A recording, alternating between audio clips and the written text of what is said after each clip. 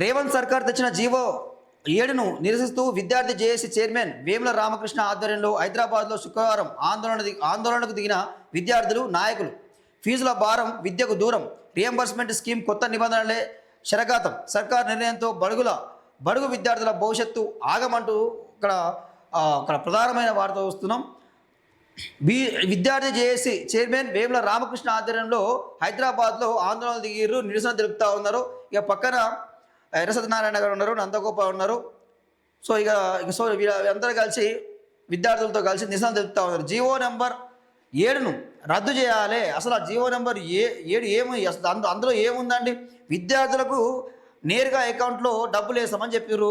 So ఎప్పుడు వేస్తారు, ఎట్లా వేస్తారు, ఏం కదా అనేది ఏదీ లేదు. అకాడమిక్ ఇయర్ అయిపోయిన తర్వాత వేస్తారా, ముందే వేస్తారా, ఏ విధంగా వేస్తారా అని చెప్పేసి కూడా ఇలాంటి జీవోలో ఇలాంటి క్లారిటీ లేదు. సో ఆ జీవోను రద్దు చేయాలని చెప్పి వేముల రామకృష్ణ ఆధ్వర్యంలో నిన్న నిరసన తెలపడం జరిగింది. సో ఇక్కడ ఏమంటా ఉన్నాడు వేముల రామకృష్ణ, ప్రధానంగా రాష్ట్ర ప్రభుత్వానికి ఏం డిమాండ్ చేస్తూ ఉన్నాడంటే, మీరు విద్యార్థుల ఫీజు రియంబర్స్మెంట్ స్టార్టింగ్లో 25%, మధ్యలో 50%, ఎండింగ్లో 25% చెల్లించాలని చెప్పి ఆయన ప్రభుత్వాన్ని ప్రధానంగా డిమాండ్ చేస్తూ ఉన్నాడు.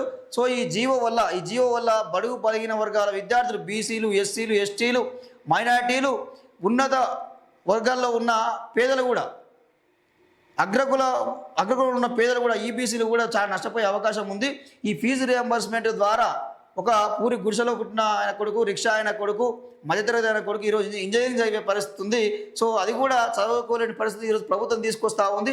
ఫీజు రియంబర్స్మెంట్ను ఎగ్గొట్టే కుట్ర అని చెప్పి, ఇందులో భాగం అని చెప్పి ఆయన ప్రధానమైన ఆరోపణలు చేయడం కూడా మనం చూస్తూ ఉన్నాం. వాస్తవం కూడా నిజం అది.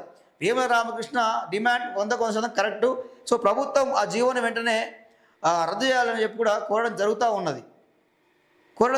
ఉన్నది. సో ఇది మొసలికన్నా ఇట్లా ఈ విధంగా చేస్తారు. ఓ పక్కనేమో విద్యార్థుల నుంచి వసూలు చేసుకోవాలి. విద్యార్థుల నుంచి వాళ్ళు ఏమంటారు, ఇక మీరు విద్యార్థుల అకౌంట్కి వేస్తామంటే ఇక్కడ కాలేజీలు ఏం చేస్తూ ఉన్నాయి, ప్రైవేట్ కాలేజీలు, కార్పొరేట్ కాలేజీలు ఏం చేస్తూ ఉన్నాయి? ప్రభుత్వం మీకు ఎప్పుడైనా ఏని, మాకు సంబంధం లేదు. ఇది ఒక కుట్ర, ఇది మామూలు కుట్ర కాదు, గమనించుకోవాలి.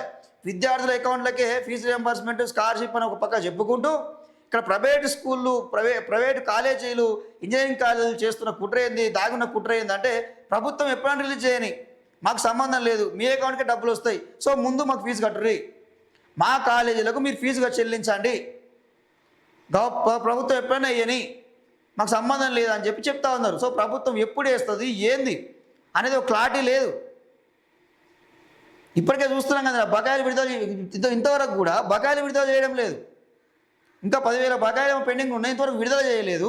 ఫీజు రియంబర్స్మెంట్ విడుదల లేదు. ఆల్రెడీ చాలామంది విద్యార్థులు చదువు అయిపోయింది. సో వాళ్ళు సర్టిఫికేట్ తీసుకోవాలంటే ఫీజు చెల్లిస్తేనే, ఫీజు కడితేనే మేము సర్టిఫికేట్లు ఇస్తాం, లేకపోతే ఇవ్వమని చెప్పి కాలేజీలు తేల్చి చెప్తా ఉన్నాయి. సో వాళ్ళు అప్పు చేయాలన్నా, సప్పు చేయాలన్నా, ఏం చేయాలా? కొంతమందికి డబ్బులు కట్టుకునే పరిస్థితి లేక సర్టిఫికేట్లు కాలేజీలోనే ఉంటున్నాయి. ఏదైనా ఉద్యోగానికి పోయి అప్లై చేసుకుందామన్నా, ఇంటర్వ్యూకి పోదామన్నా కానీ సర్టిఫికేట్ లేవు. ఏం చేయాలన్నా అర్థం కాని పరిస్థితి. దీని ద్వారా నిరుద్యోగం పెరిగిపోతూ ఉంది. జాబ్ క్యాలెండర్ రిలీజ్ చేస్తలేరు, జాబులు వేస్తలేరు.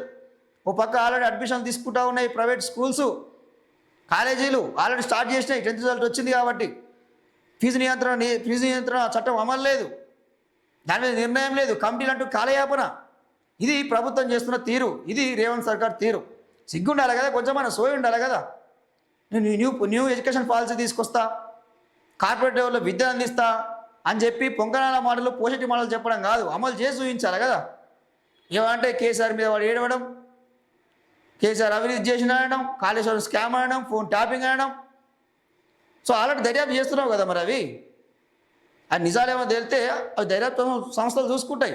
సో విద్యార్థులు నువ్వు చేసింది ఏంది? ఈరోజు విద్యలో సమూలమైన మార్పులు తీసుకొస్తా అని చెప్పినావు, ఎక్కడైనా తీసుకొచ్చినావా? ఇక్కడ గొంగడ ఎక్కడనే ఉన్నది, మరి విద్యాశాఖ నీ దగ్గరనే ఉంటుంది. నీ మార్పులు చేస్తా, చేర్పులు చేస్తా అంటావు, కమిటీలు చేసుకుంటా, ఆ కేశవరావు కమిటీ చేసుకుంటూ కాలయాపన చేస్తున్నావు తప్ప ఇంకేం లేదు, ఇక ఏమీ లేదు అది.